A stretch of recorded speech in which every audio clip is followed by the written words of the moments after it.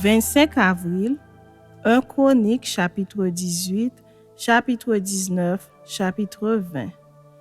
Après cela, David battit les Philistins et les humilia, et il enleva de la main des Philistins Gath et les villes de son ressort. Il battit les Moabites, et les Moabites furent assujettis à David et lui payèrent un tribut.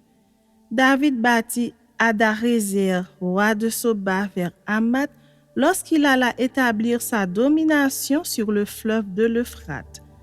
David lui prit 1000 chars, 7000 cavaliers et 20 000 hommes de pied. Il coupa les jarrets à tous les chevaux de trait et ne conserva que 100 attelages. Les Syriens de Damas vinrent au secours d'Adarézer, roi de Soba, et David battit 22 000 Syriens. David mit des garnisons dans la Syrie de Damas, et les Syriens furent assujettis à David et lui payèrent un tribut. L'Éternel protégeait David partout où il allait.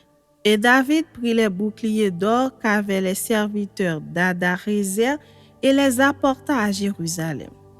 David prit encore une grande quantité d'airain à Tibchat et à Kun, ville d'Adarézer. Salomon en fit la mer d'airain, les colonnes et les ustensiles d'airain. Tohu, roi de Hamath, apprit que David avait battu toute l'armée d'Adarézer, roi de Soba, et il envoya Adoram, son fils, vers le roi David pour le saluer et pour le féliciter d'avoir attaqué Adarézer et de l'avoir battu. Car Tohu était en guerre avec Adarézer. Il envoya aussi toutes sortes de vases d'or, d'argent et d'airain.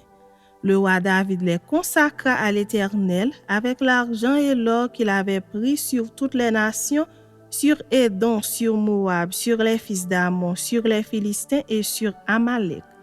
Abishai, fils de Séruja, bâtit dans la vallée du sel 18 000 Édomites.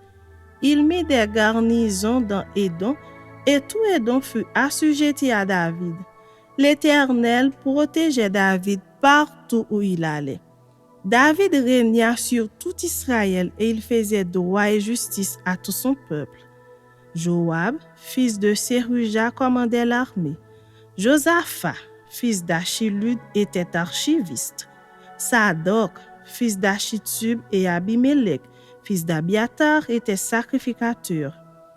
Shavsha était secrétaire. Benaja, fils de Jéhojada, était chef des Kérésiens et des Pélésiens. Et les fils de David étaient les premiers auprès du roi. Chapitre 19.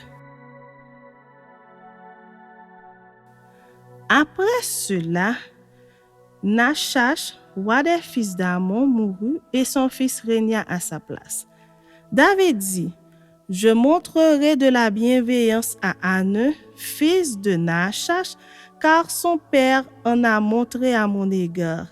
Et David envoya des messagers pour le consoler au sujet de son père.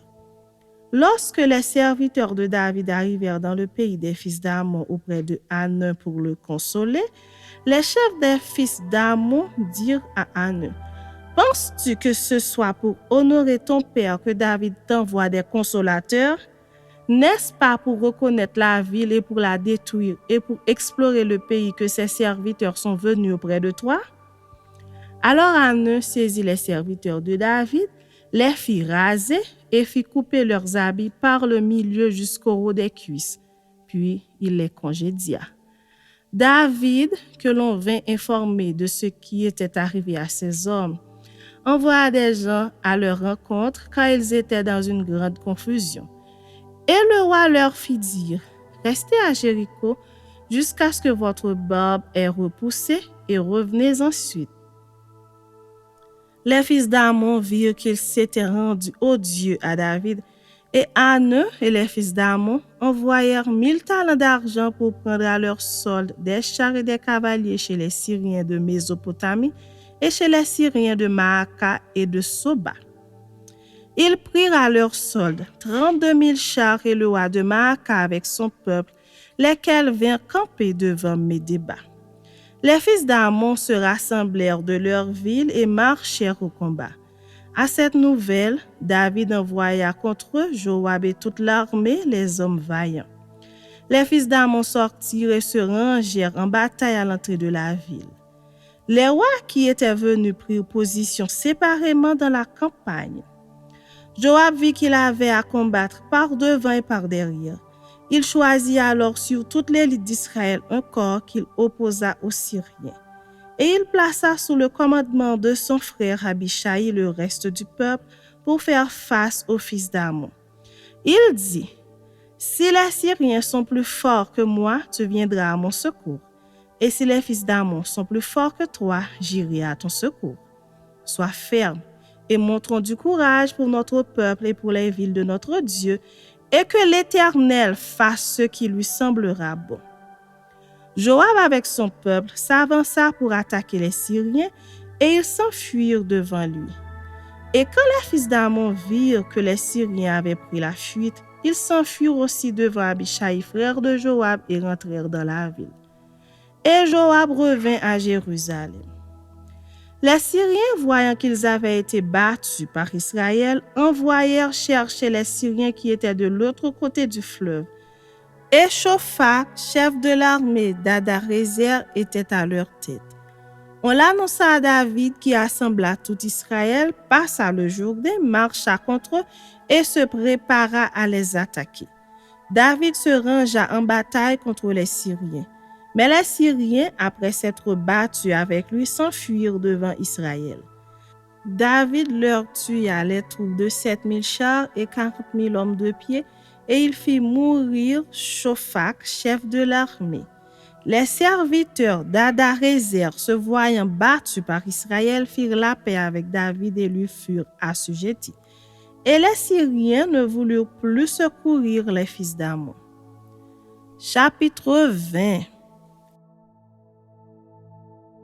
L'année suivante, au temps où les rois se mettaient en campagne, Joab, à la tête d'une forte armée, alla ravager le pays des fils d'Amon et assiéger Rabba.